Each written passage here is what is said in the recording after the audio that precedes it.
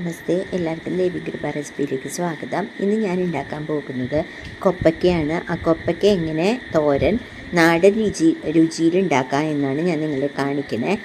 അപ്പോൾ എല്ലാവരും ഇതൊന്ന് ട്രൈ ചെയ്ത് നോക്കൂ കേട്ടോ. അപ്പോൾ എല്ലാവർക്കും നന്ദി, നമസ്കാരം. അപ്പോൾ നമുക്ക് വീഡിയോയിലേക്ക് കിടക്കാം.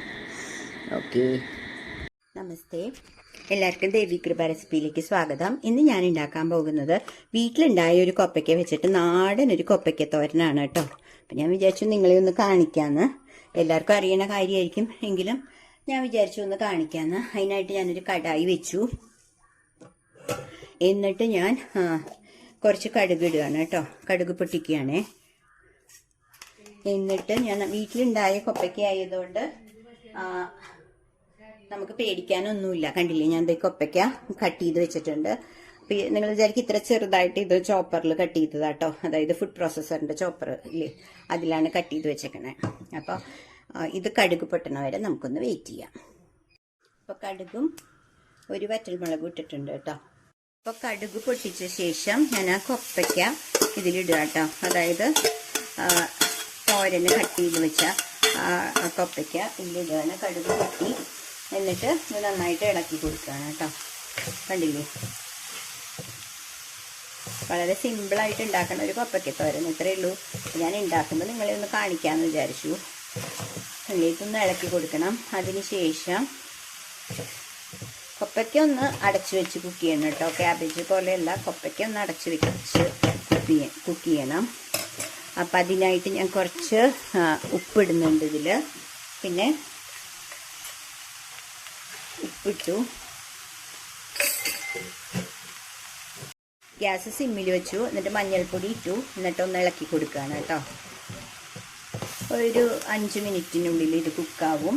അതിന് വേണ്ടിയിട്ട് ഒരു ലിഡ് വെച്ച് അടയ്ക്കുകയും വേണം.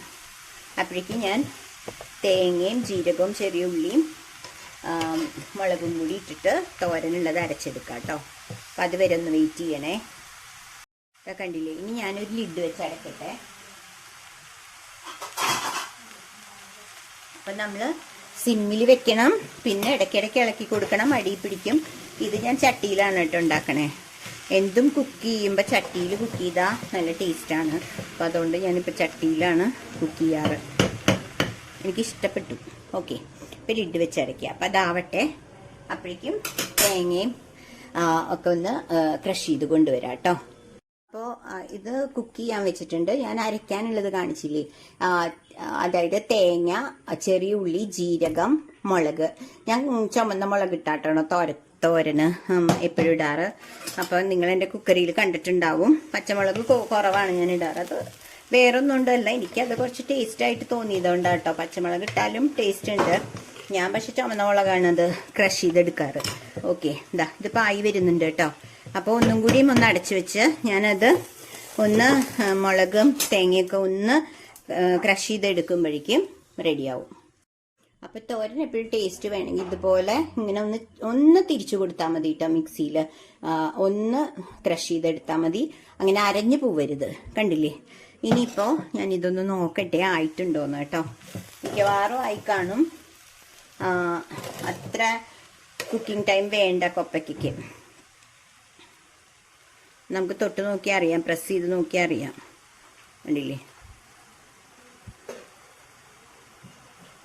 ആയി, ഓൾമോസ്റ്റ് ആയിട്ടുണ്ട്. ഒന്നും കൂടി ഒരു സെക്കൻഡ് കൂടി ഒന്ന് അടച്ചു വയ്ക്കാം കേട്ടോ. അപ്പോൾ ഇത് ആയിട്ടോ. നോക്കിപ്പോൾ അതാ കറക്റ്റ് ആയിട്ടുണ്ട്. കുക്കിംഗ് കഴിഞ്ഞു. ഇനി ഇതിൽ ഫൈനലായിട്ട് ചെയ്യേണ്ടത് നമ്മൾ ഈ തേങ്ങ, ക്രഷ് ചെയ്ത തേങ്ങ ഒന്ന് ഇതിലേക്ക് ഇടുക കേട്ടോ. അപ്പോൾ ഇത്രയേ ഉള്ളൂ പണി. അപ്പോൾ നല്ല അടിപൊളി നാടൻ കൊപ്പയ്ക്ക തോരൻ റെഡി ആയിട്ടോ. ഇനി ഇതൊന്ന് മിക്സ് ചെയ്ത് കൊടുക്കണം. ഇത് മിക്കവാറും ഉണ്ടാക്കുന്നുണ്ടാവും, എന്നാലും ഞാൻ ഉണ്ടാക്കാത്തവർക്ക് ജസ്റ്റ് ഒന്ന് കാണിച്ചു തന്നേ ഉള്ളൂ. ഇത് വീട്ടിലുണ്ടായ കൊപ്പയ്ക്കയാണ്. അപ്പം നമുക്ക് ഒട്ടും പേടിക്കുകയും വേണ്ട. മരുന്നൊന്നും അടിക്കാത്ത ഫ്രഷ് കൊപ്പയ്ക്കയാണ് കേട്ടോ. അപ്പോൾ തോരന് നമ്മളെപ്പോഴും പച്ചക്കൊപ്പയ്ക്കയാണ് എടുക്കാറ് കേട്ടോ. കുറച്ച് പഴുത്തത് എടുക്കരുത്. അപ്പോൾ ഇതിന് ഓൾറെഡി ഞാൻ ഉപ്പിട്ടിട്ടുണ്ട്. അപ്പോൾ നമ്മുടെ കൊപ്പയ്ക്ക തോരൻ റെഡിയായി. അപ്പോൾ എന്നിട്ട് നന്നായിട്ട് ഇളക്കി കൊടുക്കുക കേട്ടോ. അപ്പോൾ എല്ലാവരും ഈ ചാനൽ കണ്ടിട്ട് നിങ്ങൾക്ക് ഇഷ്ടപ്പെട്ടെങ്കിൽ എല്ലാവരും ഒന്ന് ഷെയർ ചെയ്ത് ലൈക്ക് ചെയ്ത് സബ്സ്ക്രൈബ് ചെയ്യണം കേട്ടോ. അപ്പോൾ സബ്സ്ക്രൈബ് ചെയ്യാത്തവർ കൂടി ഒന്ന് സബ്സ്ക്രൈബ് ചെയ്ത് ഹെൽപ്പ് ചെയ്യണേ. അപ്പോൾ അടുത്തൊരു റെസിപ്പിയായി വരുന്നവരെ എല്ലാവർക്കും താങ്ക് യു.